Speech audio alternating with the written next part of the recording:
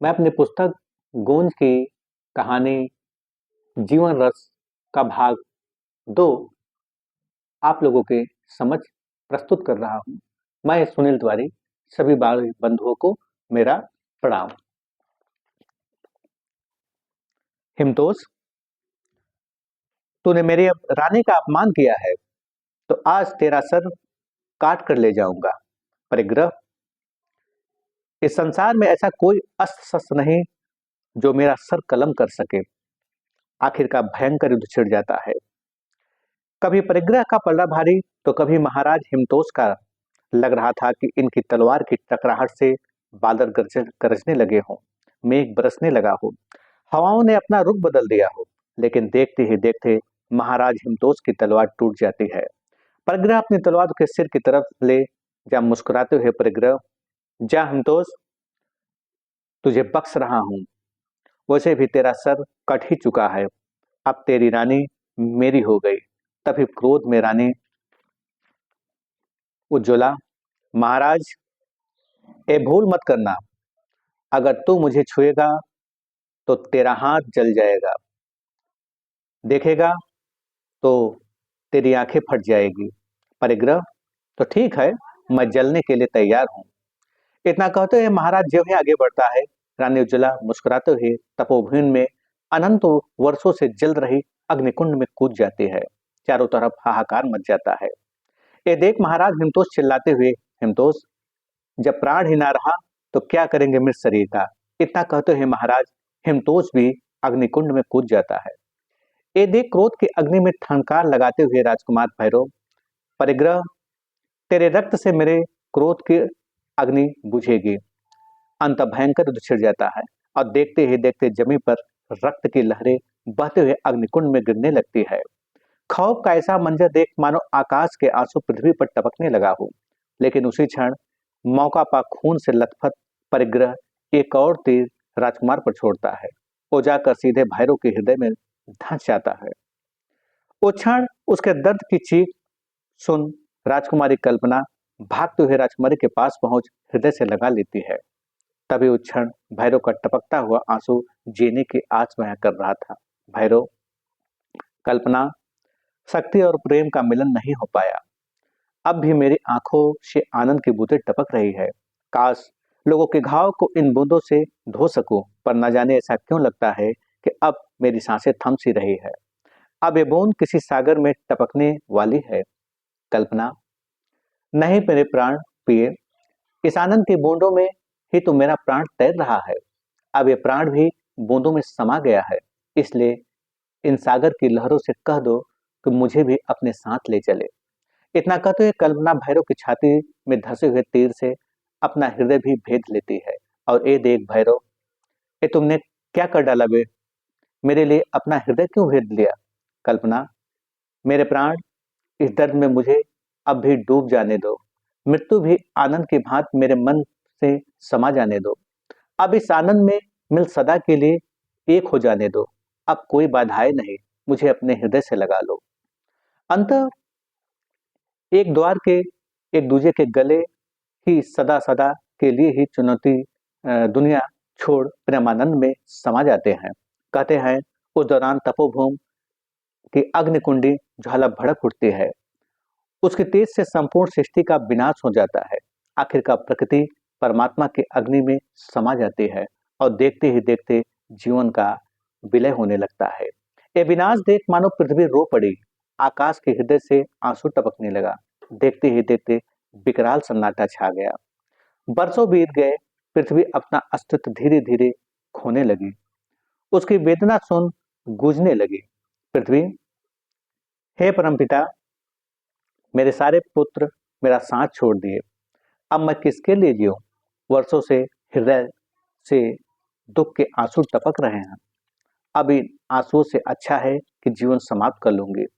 तभी परमगुण से आनंदमय शब्द निकलते हैं। परमगुण, आए मेरे प्राण प्रिय, तो ऐसा मत सोच। तेरे हृदय में आनंद की बूंदें टपकने वाली है।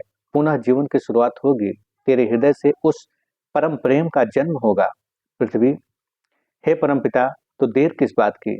मेरे हृदय में अपना पग रख पुनः जीवन की शुरुआत करिए।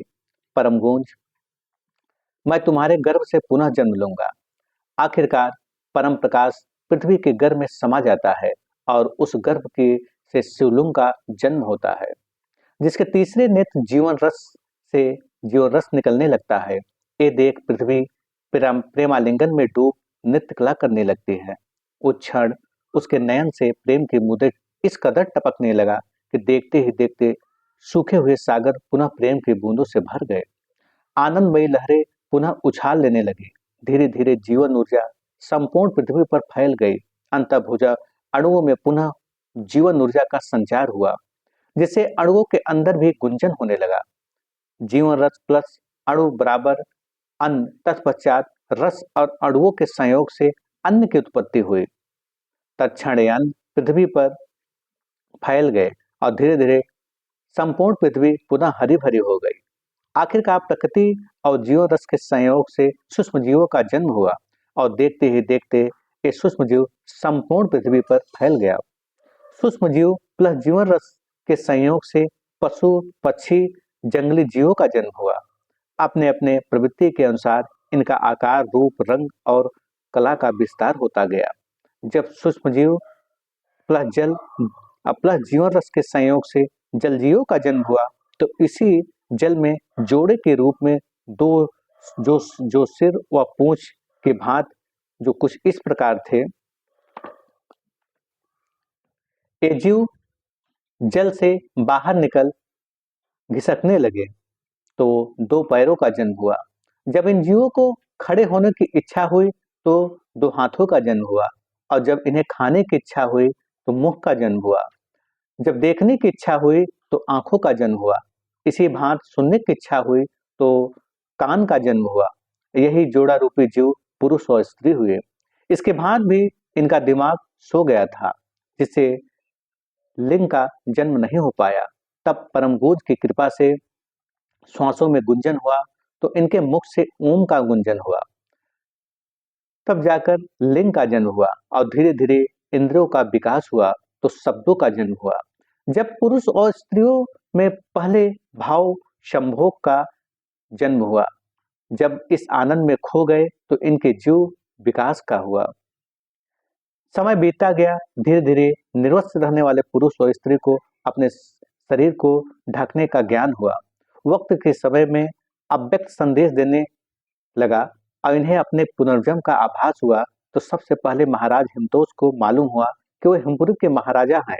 उसी क्षण उज्ज्वला को भी ज्ञान हुआ कि जैसे ही सपने से बाहर निकलते हैं तो पहली बार उनके मस्तिष्क में अव्यक्त शब्द उतरा, तो उस क्षण महाराज हिमतोष, रानी उज्ज्वला, आज ही मुझे पुनर्जन्म के बारे में अव्यक्त से संदेश मिला कि मैं हिमपुरी का महाराजा हिमतोष हूँ और तुम मेरी रानी उज्ज्वला हो।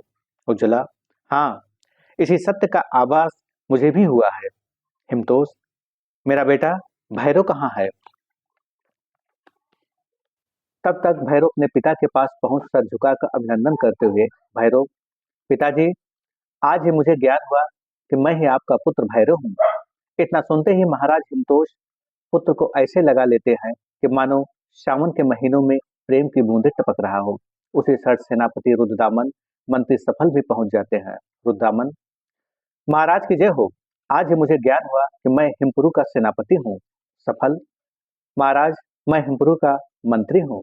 रुद्रदामन, महाराज, हिमपुरी वासियों को पुनर्जन्म का ज्ञान हो चुका है। चलिए अपने प्रजा को संबोधित करिए। हिमतोष, चलिए रुद्रदामन, मुझे अपने प्रजा से मिलने की उत्सुकता तीव्र होती जा रही है। बाहर आते ही प्रजागण महाराज की जय जयकार का नारा लगाते हैं। तभी महाराज हिमतोष उस परम गुण में परम प्रकाश प्राण स्वरूप परम पिता स्थित है, जिसकी बदौलत हम सबको नया जीवन मिला है। सो परम पिता हमारे प्राणों में लयबद्ध है, जिससे हमारे हृदय में प्रेम का आविर्भाव हुआ है। संसार में प्रेम की रोशनी से प्रत्येक हृदय में आनंद का उद्गम हुआ है। यही पूर्ण जीवन, पूर्ण सत्य है। पुनः महाराज की जय जयकार होने लगती है। उस क्षण महाराज परिग्रह अपनी रानी शशिकला के साथ हिमपुरी पहुंचते हैं। एक दूसरे को देखते ही गले लगाकर अभिनंदन करते हुए परिग्रह हिमतोष, इस ठंडक ठंडक का एहसास पुनर्जन्म में हुआ। शायद इसलिए एक अच्छी अधूरी इच्छा अधूरी रह गया था। शक्ति और प्रेम का मिलन जो नहीं होने पाया, वो अब इस जन्म में होगा। शशिकला, इसकी शुरुआत तो मुझे ही करने का सौभाग्य प्राप्त हो। हिमतोष, इसी प्रेम के दर्शन के लिए पुनः जन्म हुआ है। परिग्रह, तो देर किस बात की? मेरी पुत्री कल्पना का विवाह भैरव के साथ उसी तपोभूमि पर होना चाहिए। भंवर, महाराज, तपोभूमि पर प्रेम वर्षा होने वाला है, तो इस प्रेम रूपी वृक्ष में आनंद के फल ही लगने वाले हैं। सुखांतु, हाँ सेनापति, अब आंखों की प्यास इस अनुपम दृश्य से ही पूरा होगा। हिमतोष, मेरे मित्र, जाओ तैयारी करो, हम सब तपोभूमि के लिए निकल रहे हैं। परिग्रह, मित्र, अब मुझे भी इजाजत दीजिए। इस क्षण के लिए ही प्राणों में संगीत ध्वनि बज रही है।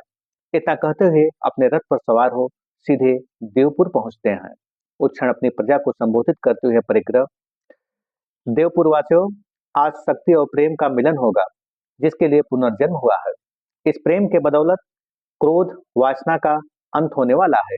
तभी महाराज की जय जयकार होने के नारे से आकाश गूंजने लगा। वो क्षण पल्लवी अपनी सहेली की दुल्हन के वस्त्रों में सजा रही थी। तभी शशिकला, अरे पल्लवी, जल्दी कर, और देर उस खुशियों से दूर नहीं रह पाएंगे। पल्लवी, जी भर का सजाने दीजिए, आज सूरज भी राजकुमारी की सुंदरता देख शीतल हो जाएगा। शशिकला, ठीक है, जी भर का सजा लें। इतना कहते हुए चली जाती है।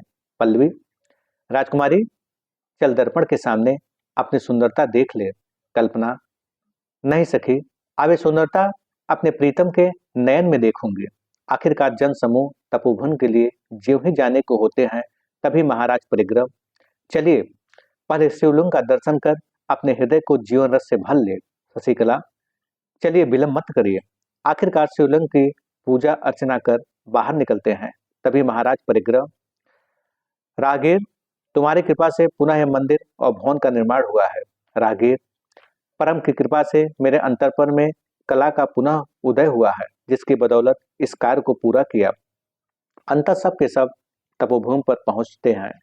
पहली दफा देवपुर और हिमपुर के वासियों के नयन से आनंद के आंसू टपक रहे थे, मानो आसमान में प्रेम के बादल छा गए हों। उस क्षण कल्पना की निगाह अपने प्रीतम पर पड़ते ही कल्पना, पल्लवी, मेरे हृदय का घाव अब जाकर भर गया। उस दर्द से निजात मिला जो मेरे प्राणों को बेध रहा था। पल्लवी, देख, तेरा प्रीतम तेरे प्राणों के पास आ रहा है। पास पहुंचते ही भैरव की आंखों से प्रेम के आंसू टपक रहे थे, मानो आकाश प्रेम के आगोश में समा गया हो। उस क्षण एक दूसरे के हृदय लगते हैं, मानो आसमान जमीन पर उतर आया हो। उसी दौरान महारानी उज्ज्वला, पुत्र, तपोभूमि के अग्निकुंड को साक्षी मान एक ही आत्मन में डूब जाओ। शशिकला, पुत्री, आज तेरी इच्छा पूर्ण हुआ, जीवन परम सत्य में निजता पाया। अब शक्ति और प्रेम का मिलाप हो गया। अब मेघ से सिर्फ आनंद का ही वर्षा होगा। अंत अग्निकुंड को साक्षी मान एक दूसरे के हृदय में समा जाते हैं। ये देख सारा प्रजाकण एक दूसरे के गले लग जाते हैं। राजकुमार भैरव, रानी कल्पना महाराज का पैर छू आशीर्वाद लेते हैं। तभी महाराज मुस्कुराते हुए, हिमतोष, आज परम सत्य आंखों के सामने आनंद बिखेर रहा है। परिग्रह, इस आनंद से अब नए साम्राज्य का जन्म होगा।